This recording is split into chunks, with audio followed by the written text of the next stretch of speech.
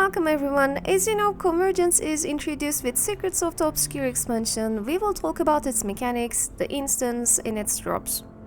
Convergence is a group instance at the Wizard's Tower in Rift Hunter Lounge. And this instance is a 50-player instance. 50 is the maximum number of players you can have, but it is possible to do it with less. It requires GW2 expansion Secrets of the Obscure to enter. Private instances can be opened anytime. For this event, no problem, you just need unstable Kryptis motivation, but on the other hand, public instances are on a timer, and you can find the details on the wiki page to see when it will start. I'll put the link for the wiki page in the description below.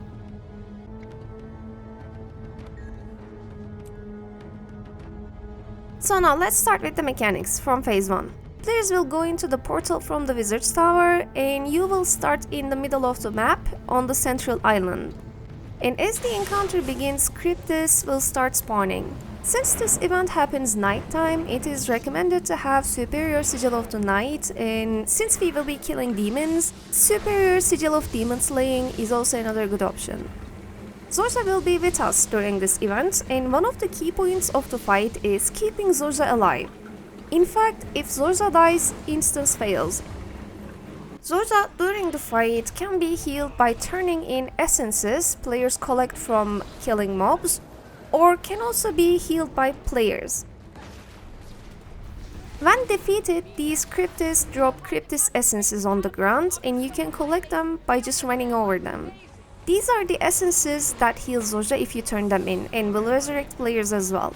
Now, essences heal Zojja a lot, so by regularly turning in essences, Zojja wouldn't necessarily need a dedicated healer. But during some of the phases, players will be going to surrounding islands to do mechanics, and there will be a lot less player on the central island, and Zojja will stay on the central island. So it's a valid tactic to have a dedicated healer just to keep her alive as well. For Phase 3, it's a bit different, but we will come to that. Let's look at the order of the fight one more time for a second here, because the whole thing is more than 20 minutes, so my edit doesn't confuse you. So we got an instance, Kryptis started spawning, and an avatar of Spite started spawning that targets Zojja. Then champion avatar spawned on the central island. This is where we are at so far. Now siege engines will spawn on the surrounding islands, and then champion lieutenants will spawn on the surrounding islands as well, and this will wrap up Phase 1.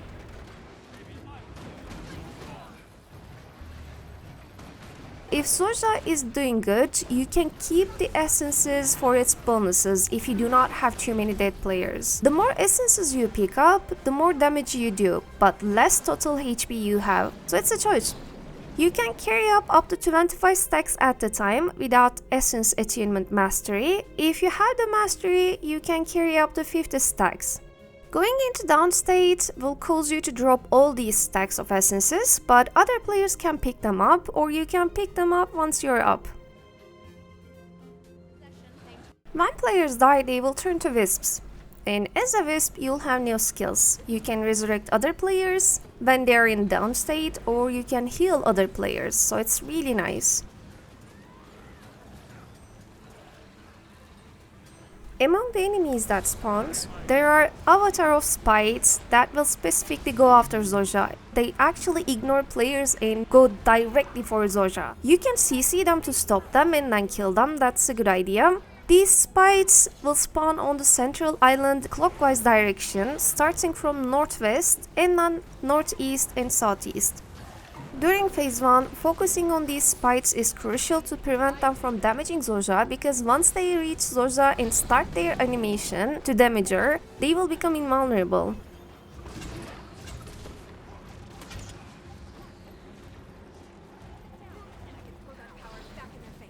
Next, siege engines will start spawning. These siege engines will be spawning clockwise on the surrounding islands, starting from Southwest Island.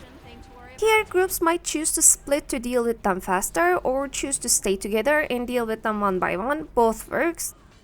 And the enemies around these siege engines will disappear once the engines are destroyed. Again, it's important to deal with these as soon as possible, because these siege engines will be damaging Zojja. Keep healing Zojja by turning in essences you collected, and keep an eye on our HP bar on this phase.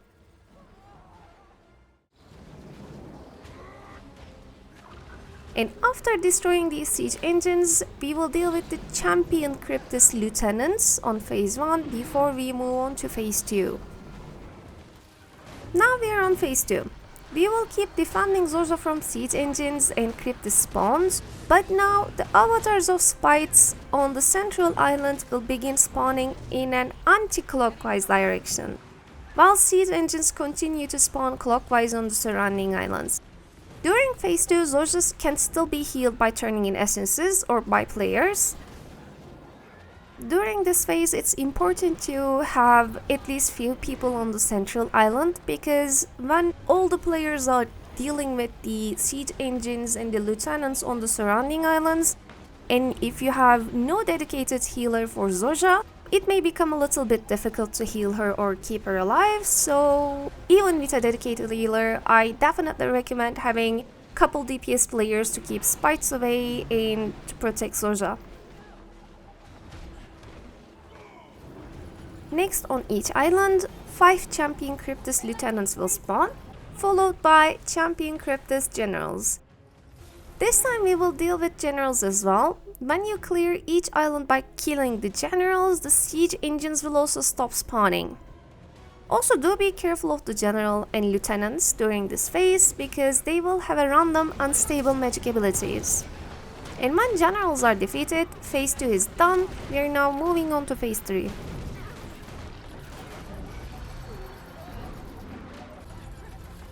Phase 3 is the last phase of this fight, and it will start with a legendary boss spawning. This boss will either be Demon Knight or Sorrow. I've done a couple of these instances and it seems like it's completely luck which one you're gonna get. General opinion is on the Sorrow being more difficult side and Demon Knight being the easier one.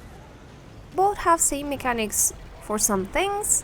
Both bosses will teleport to a different island every 25% of their HP. On their last 25%, they will go to Central Island.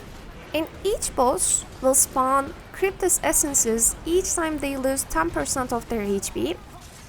On Phase 3, we absolutely need to collect these essences and have to turn them into Zojja, because Zojja on Phase 3 becomes immune to player heals, and only way to heal her is turning in Kryptis essences that you will collect every 10% when you're killing the legendary boss.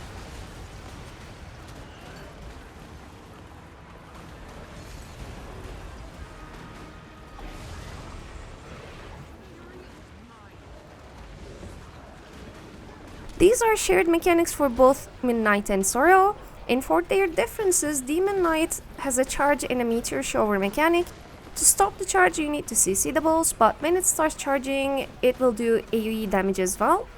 And for meteor shower, players will be chosen and they will have Roman numerals on their head. This is a little bit hard to notice in my opinion, because it's gray blackish color, but also your screen will shine a little bit yellow, so you might keep an eye on that. And do not stack these numbers with other players, and stay away from Zojja if you have this mechanic. If you have Sorrow as a boss, CCing the boss and keeping an eye on Zojja, both are crucial.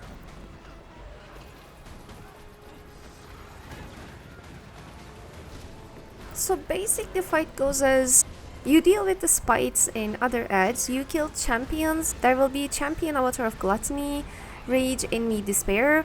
And then you'll go to islands, you'll deal with the lieutenants and siege engines, and then you'll deal with a general, and then your legendary boss will come. This is the whole fight. Dead players get resurrected once enough essences are turned into Zojja. And this bar gets full, and then Zojja will resurrect dead players.